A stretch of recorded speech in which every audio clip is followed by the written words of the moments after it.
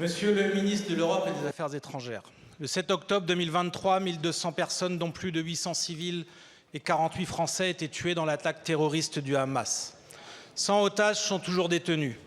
Nous demandons leur libération et nous rendons hommage aux victimes de cet assaut.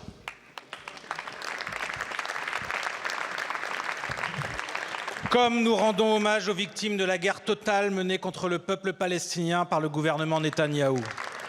En un an, 41 909 personnes ont officiellement été tuées à Gaza et ce bilan est largement sous-estimé.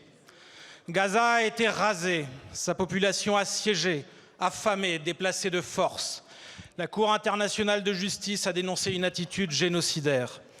Cette énorme machine de mort, pour reprendre les mots du diplomate Hassan Salamé, se tourne désormais vers le Liban. Il ne s'agit pas d'une guerre contre le Hezbollah, il s'agit d'une guerre contre le peuple libanais.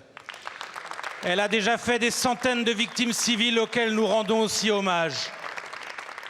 La terreur n'a jamais libéré un peuple, ni ramené les morts. Le piétinement du droit international et du droit de la guerre n'offre aucune solution politique. Ce n'est pas ainsi que le droit et la sécurité des peuples palestiniens, israéliens, libanais seront garantis. Combien de temps la France va-t-elle soutenir le gouvernement Netanyahou? Combien de temps allez-vous accepter que le Premier ministre israélien insulte le président de la République? Combien de temps allez-vous attendre pour planifier de vraies mesures d'évacuation des Français du Liban qui le demandent? Quand allez-vous prendre les seules mesures concrètes susceptibles de contraindre le gouvernement Netanyahou à accepter un cessez-le-feu?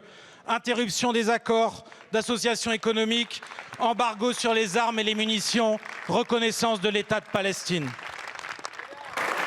La deuxième responsabilité, c'est celle aux parties de ce conflit qui a été entraîné par les décisions du Hezbollah dès le 8 octobre dernier. Il appartient à ces deux parties de saisir la proposition de cessez-le-feu que nous avons mise sur la table il y a 10 jours pour donner sa chance à la paix, à la négociation, pour garantir la souveraineté du Liban et la sécurité pour Israël. Quand Netanyahou disait être d'accord avec un cessez-le-feu, au même moment, il ordonnait les frappes sur le Liban. Faites-vous respecter. Je vous remercie.